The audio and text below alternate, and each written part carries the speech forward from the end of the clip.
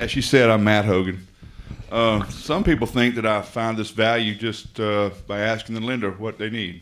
And that's one of the things. This market right now has been a very volatile market. I came into the appraisal practice at the peak of this, just prior to the peak of it. And I've seen it really take a drastic decline.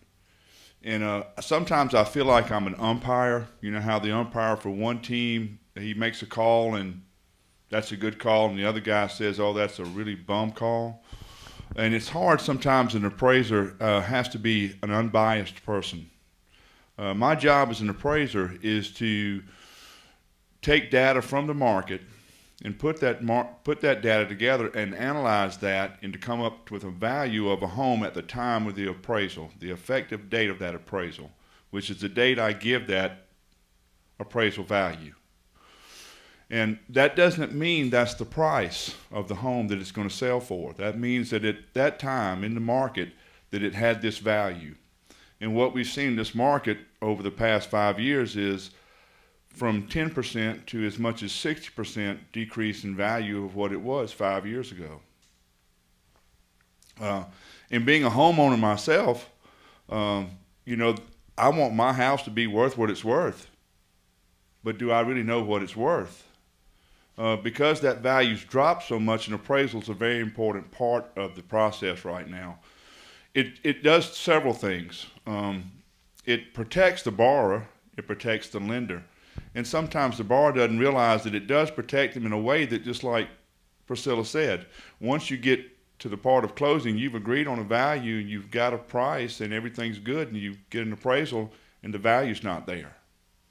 Or if you, at one time, the appraisals were, we got a bad reputation. Because there are a lot of mortgage brokers out there that were calling people and saying, hey, look, I've got these phone calls myself.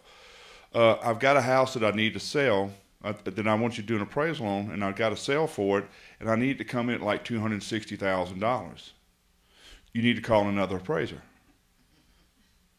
That's not my job.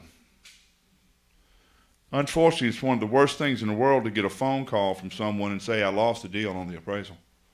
No, I don't think you lost the deal on my appraisal. The house wasn't valued where it should have been valued. That's my opinion. That's what an appraisal is. It's my opinion of value. I've had to take courses and do study and analyze the market to try to come up with a value. Is it the exact price? No, it's not. Can it be off? It can be. Another appraiser might come in and be as much as 20% different. Shouldn't be any more than that, but sometimes it happens that way.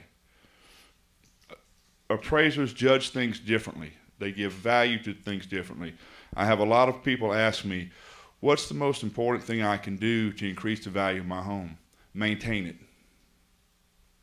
Maintain it. One of the things that an appraiser looks at is the condition of the home. And that condition of the home can have great value reduction on the home when you put the final value on it. So that's just paint. That's just keeping things up that if we can keep up. You run into situations where they say, well, if I add a deck on the back or I put a swimming pool or do that, sometimes we can over-improve, especially in this market today. We can do too much, and we can't get that return on our money because there's nothing out there to compare it to. Sales are down, and so the appraiser has a tougher job today to go out and find properties. Priscilla touched on that 90 days. Some people I do appraisals for 30 days. If they have another, if it comes in 30 days later, they want another appraisal on it because the market has been so volatile. Foreclosures are having an effect somewhat on the market, not as bad of effect as you might think. Colleton County is not quite as bad as it is over in Hampton County, where, you know, out of 10 or 12 sales, 8 of them are foreclosure sales. You know, it's pretty tough right now. And that's another reason for the appraiser to get a good market value for a home. There have been homes that have been sold, unfortunately, and the appraiser probably was in on this and got this value up high so they could get 100% financing, and then they weren't able to hold to it. So sometimes I get a bad reputation of being the bad guy, but I'm supposed to do my job. And that job is to try to find you the truest opinion of value that I can at the time of this, that I do the inspection. And that's the reason for the appraisal.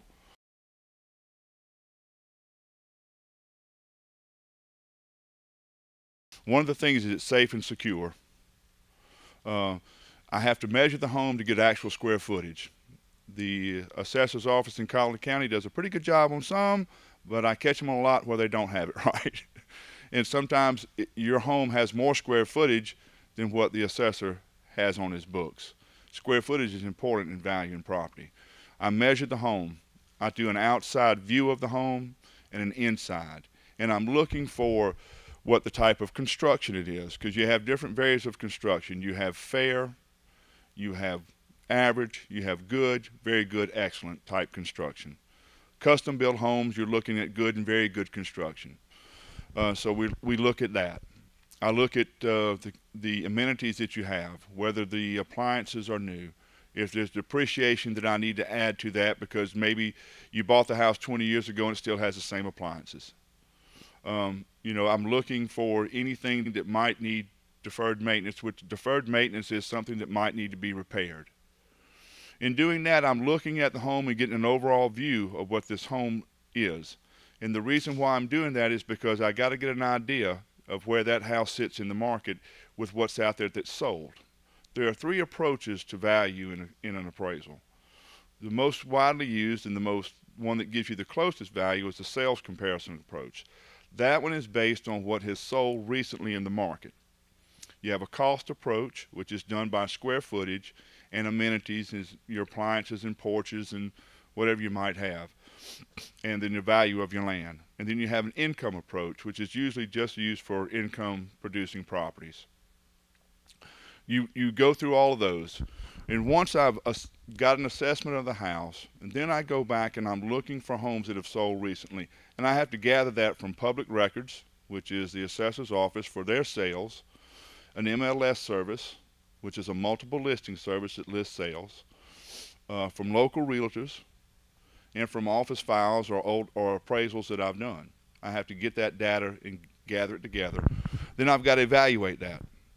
I've got to decide, okay, I'm looking at this home, so I need to find at least 3 comparables. In today's market, they want sales within the past 90 days.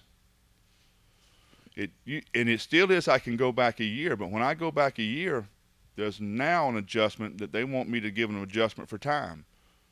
Because if that market is declining, then that value has dropped since that sale a year ago. So all those things come into consideration on my appraisal process. I look at the age, the condition, the site, how big it is, where it's located at, how many square feet it is, how many bathrooms it has, what are the amenities, and then I adjust. I adjust if I have a subject property that has 3 bathrooms and I have another property that's similar but only has 2, then I have to adjust that one up. And so that's the process of doing it, gathering the data, analyzing it, and seeing which ones best fit this property and coming up with an opinion of value.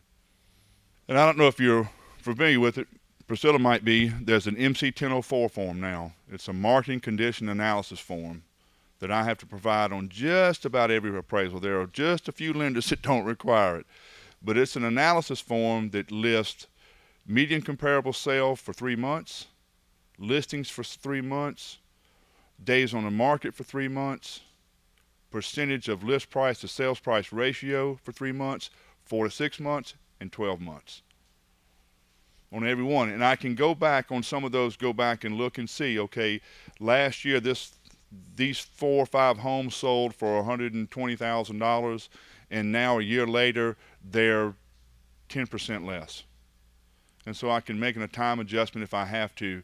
Right now in our market, I haven't had to do that because we haven't had that swing. Those values are still pretty close 12 months ago in Colleton County area. Edisto Beach, not so much. You know, it's been one that you possibly can go back and see an adjustment in time.